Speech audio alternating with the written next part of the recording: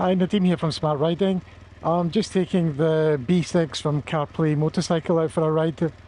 I got this yesterday and I spent the time setting it up, and I did an unboxing video of this and everything. And then I discovered it doesn't work in the same way as the Carplay and the Chiggy units. And there was a bit of a learning process on how to get used to using this. I've actually done a tutorial on how to operate with the wonder wheel and the buttons and everything.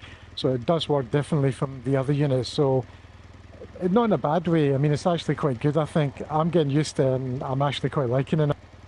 Now, with this unit, it's not twirling this round to get it to move across. You actually have to tilt the wheel to where you want it to go to. So like this. So if you twirl it to here, I've got it on home, and then I press the trip button on the 1200. On the 1250 and 1300 it will be the menu button, and that takes you to the data display. And then the data display can be cycled through because there's about 3 different ones, and you just tilt the wheel and it will show you all the different ones.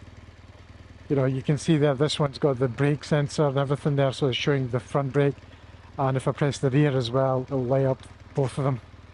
And same, it's got the indicators and it's got all the usual data. And then there's this view as well. I'm not particularly fond of this one, but it's there. And then if you just want to check your tire pressures, it's there as well. If you want to go back to the CarPlay or Android Auto, I'm on CarPlay, so all you do is just select that in red and then press the button again. It's a trip meter again on this one, and it takes you back here. And same here, so I'm actually, you know, clicking the wheel sideways, not twirling it around to go around like you would on a Chiggy in the Carplay unit. So it is different, you know, but it's good. It's you know, it's very good, I think. So, you know, here, if you want to go down on the menu, you can just go down like this. I want to open up Audible, so I go here and then click trip again, or menu on the 1250 as I said. And this is Audible, so I've selected that book there, and I press the trip and it'll open it and it'll start playing it. Now it's playing in my comm system now. To go back to like a split view, I'm just circling through here and I'm going to press trip again. I'll press trip once more and it takes me to this view. So if we talk about the biggest thing this unit's got going for it, is the price point first of all. So for a BMW specific data integrated unit, wonder wheel, everything, is $234 with the Smart Riding 22% discount. That's what I paid for it. Actually, that's not true. It's actually a bit cheaper. The 234 included a custom logo put on the machine by Carplay Motorcycle before they sent it to me. So if you don't get that done, then I think with a discount, I think it's probably about $7 cheaper or something. You know, so, but 234 with the logo, that's what it cost me. One of the great things for this unit is nighttime use and setting this so that it's not too bright, which is a huge complaint with a lot of these units. Not this one specifically, obviously, but lots of others. So you can actually set this to an automatic brightness, but then set a limit to where you want it to be quite low. So I've adjusted this down quite low now, and it just makes everything a lot less bright. You know, it's going to nighttime mode now because it's getting to dusk, but if you look at that compared to a lot of units, and they're just so bright that you can't actually look at the road ahead because it's blinding you. So this has got a lot going for it from that perspective, but I think this looks really good. Anyway, let's head off again. I mean, when I got the unit yesterday, I did take it straight out after I put it into the bracket, and I thought, yeah, I'll know how to work this because they're all much the same. But this isn't, as I said, because of the way the wheel works and you use the trip or the menu button, it does work quite a bit differently to the others. So a lot of the other things still work in the same way. If I press the button on my JS unit, it activates Siri. Hey Siri, open music. So there we go, it opens that up. and I can use the wheel by tilting it to get to this playlist here. I'll press the trip button and it opens the playlist, and I'll press the trip button again once I've selected it and it'll start playing. And again, if I want to go back to the split view, I'll just go right all the way over here on the display. Press trip now, and press trip again, and it'll give me the split display. The 6-inch is a nice size for this unit as well, I think. I mean, I find that the 5-inch units are a bit too small for my liking. My personal preference is the 7-inch ones, but I'm quite happy with a 6-inch as well. The unit is actually better made than I expected for the price, if I'm honest. I was expecting something a bit more cheap and cheerful looking, and it isn't. It's actually quite a good unit. I mean, I was going to start the review by referring to it as a budget unit, but I don't think it applies really. You know, I know it's $230, but it's actually a pretty decent unit for the money. And they have done quite a lot of development with this, and they have come up with a unique way of doing things. They haven't just followed Carplay and Chiggy and done the exact same thing. So yeah, for the price you could do a lot worse. If you've got a BMW, then this will probably work quite well.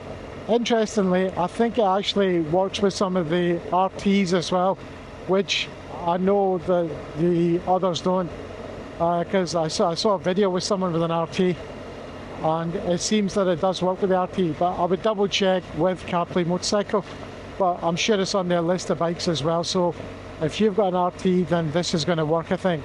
And also, the 6-inch seems to fit into the space for the bracket, the BMW bracket on the RTs. Well, it does in that video that I saw.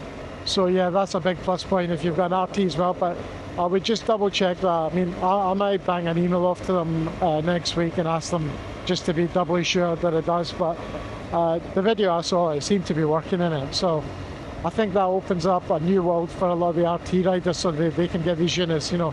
I know you can do the Chiggy, but you need to buy the CAN controller thing, and that's extra money and extra hassle that you need to fit under the seat. And then I think it connects to the unit via Bluetooth or something. So this will do it out of the box as far as I know. So I'm going to navigate over to the home screen, which will take me to the data view. There we go. The orange screen on this main screen is really nice, especially at night time. It just is so much easier on your eyes, and it helps maintain your night vision so that you're not looking down a display and then getting blinded and not being able to see the road when you look up again. It's got all the info you need, you know. It's got the speed, it's got the tire pressure monitors, etc, etc. But the great thing is that you can leave in this display if you want to start a route in your mapping software, whichever one you want to use. You'll get the instructions through into your comms, because in the background is still all running. I mean, I've got music playing as well right now, and I've got Waze running at the moment, so that all works at the same time. So, you know, you can just leave it in this if you want and just follow the audible instructions for, you know, your mapping for your navigation. I mean, at this price, I think even if you had another unit, if you've got like a Chiggy or a Carplay, then it probably wouldn't be a bad idea to have a second unit as a backup. I mean, I know that this summer when I was away for about 10 days and I went touring, I did take 2 units with me in case one of them fails for whatever reason. So I kept one in the top box and one that was obviously I was using every day. So for $230, probably not a bad idea, you know, but it's up to you. You know, we all have different ideas of acceptable risk and what we want, you know. So for me, I just seemed like a good idea because I've got so many units anyway. I think the last count I've got about a dozen now. It's been very hot today, which is why I'm doing an evening test first. So it was like 37 degrees here today. And it looks like we're getting a storm now, so it's starting to get a bit windy and the temperature's dropped. But it's nice after the heat of today. So overall, based on my 2 days of playing around with this unit, I've done about 3 hours riding time with it. I've done a tutorial on how to use the the wonder wheel and the buttons, etc., and then how to set it up and everything. And the writing that I've done with it, I'm very impressed. There's a couple of small things that I would like to see getting fixed and maybe changed a little bit, but that's just me being a bit picky. Overall, I think it's a very, very good unit for the money. I mean, like I said, I paid $234 for mine, and that included a custom boot screen. So, and I mean, that's with our discount that we've got set up with them as well. So, I mean, I used my own discount code to buy it, obviously. So, that's why I got it for $234. Fantastic unit. So, if you're looking for something like this size, I don't think you can go far wrong with this. And as I said, even if you maybe want a second unit to keep as a spare when you're going away places, it's worth it. One other thing I should address, when people are saying, well, what's the benefit of having this over likes of a sat nav or something? If you are like me, I mean, I had the BMW nav 6, I've had the nav 5, nav 4, even a nav 3. You tend to leave it on the bike. Now, if for any reason someone nicks that unit, it's got all your data in there. You know, everywhere you go, it's got absolutely everything, including, you know, if you say your home address, your work address. So someone get into that knows everything about you, your habits, the way you go, where you've been, everything. With these units, if you did happen to leave it on the bike and it gets nicked and someone takes it off and steals it, there is no data on this because the data is coming through from your phone. You know, it's not on it's a dumb unit basically. It's nothing on it. So that's a huge plus point. But anyway, if you got any questions or you'd like to know anything else about the unit, just leave a comment in the comments below, and I'll do my best to answer. But I will be doing more reviews of this because I will be following up.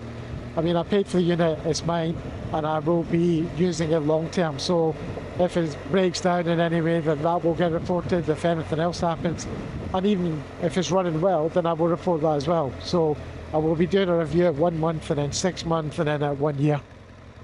Anyway, thanks for watching. Cheers.